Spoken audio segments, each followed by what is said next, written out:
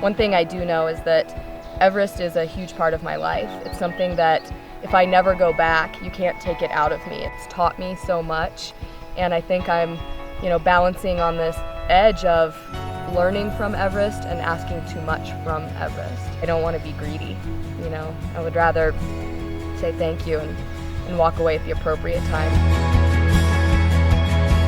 One of the biggest differences this year from any past year is that I was climbing alone with one climbing Sherpa. That was definitely a really unique and very fun experience.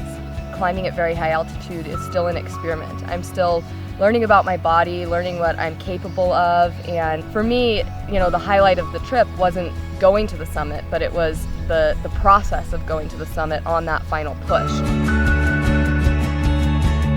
The low point of this expedition was definitely the fight that happened up at Camp 2, and watching a community that's so close struggle through something like that was such a controversial and sensitive issue was really, really hard, and for a little while it took my head out of the game. I had to sort of find that reset button and remember why I was there and refocus on the task of climbing and not so much the peripheral stuff.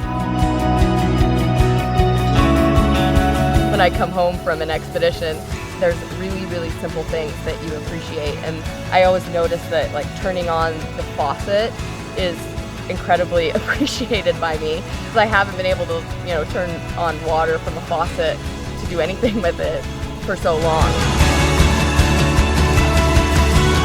When I'm climbing, so often, especially when I'm guiding, I'm teaching people. I'm teaching them about the mountains and how you interact respectfully with the mountains.